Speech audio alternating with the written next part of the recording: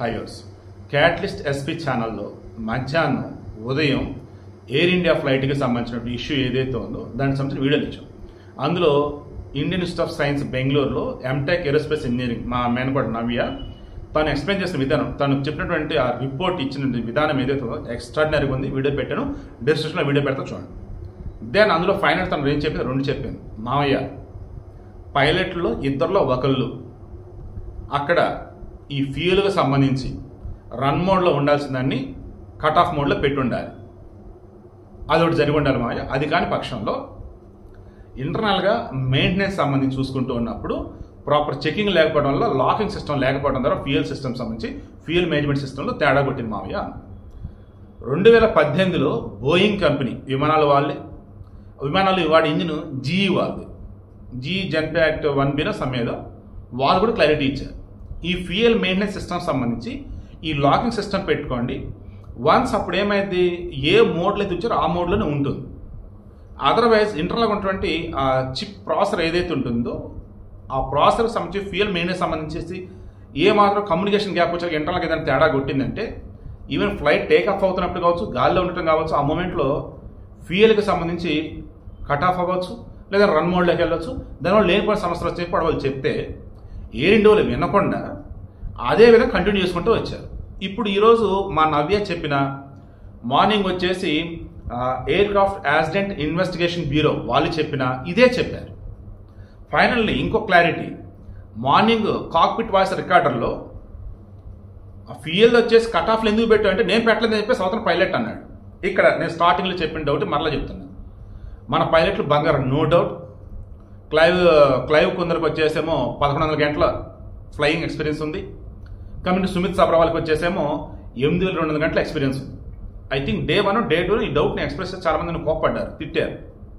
సరే బాధపడతానని చెప్పి వీడియో పక్కన పెట్టాను. సుమిత్ సబ్రవాల్కి తండ్రి ఉన్నారు, ఆయనకి ఏదైతే ఈయన తట్టుకోలేడు.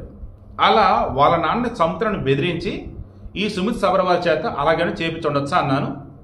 మరలా చెప్తున్నా, జస్ట్ ఒక అనుమానం అంతే తప్ప సుమిత్ సబ్రవాల్ దేవుడు లాంటి వ్యక్తి.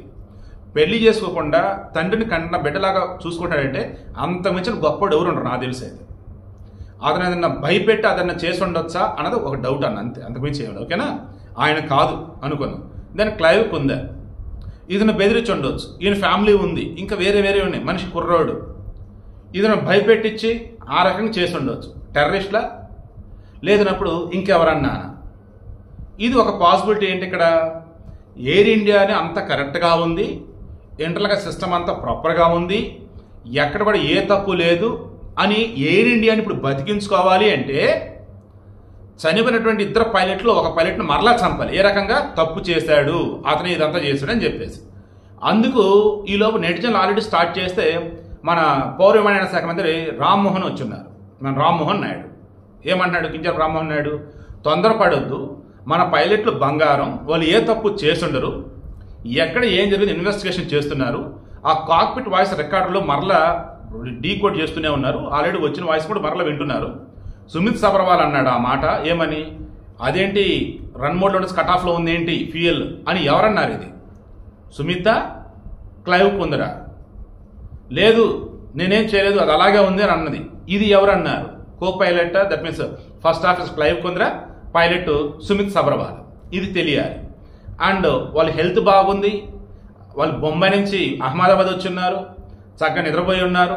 అండ్ ఆ రోజు వచ్చేసి ప్రాపర్ వేలో చెక్ చేస్తున్నప్పుడు వీళ్ళకి వచ్చేసి బ్రీత్ టెస్టులు చేశారు, అన్ని పర్ఫెక్ట్గా ఉన్నారు. బట్ మరలా చెప్తున్నా, ఎయిర్ ఇండియా తప్పిదాన్ని కవర్ చేసుకోవాలంటే ఖచ్చితంగా ఇద్దరు పైలట్లు ఒక పైలట్ మీద నింద వేసేయాల్సిందే. వాళ్ళే తప్పు చేశారు, వాళ్ళే మోసం చేశారు, వాళ్ళని బెదిరించి ఎవరేదో చేశారు. ఇవన్నీ మనకు వద్దురా బాబు.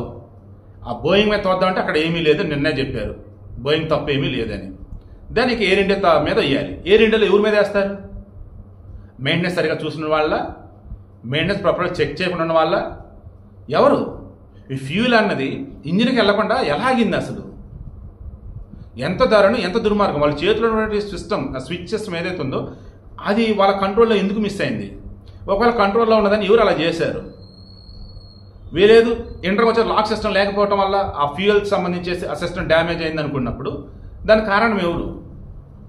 నాకైతే అనిపిస్తుంది ఎయిర్ ఇండియాని బతికించడం కోసం ఈ పైలట్లు ఇద్దరులో ఒకరిని చనిపోయిన వారిని మరలా చంపుతారని నాకు అనిపిస్తుంది. లేదు అనుకున్నప్పుడు ఏరినా తప్పు ఒప్పుకుంటే సూపర్, ఎందుకంటే ఎక్కడైనా బాగుపడింది.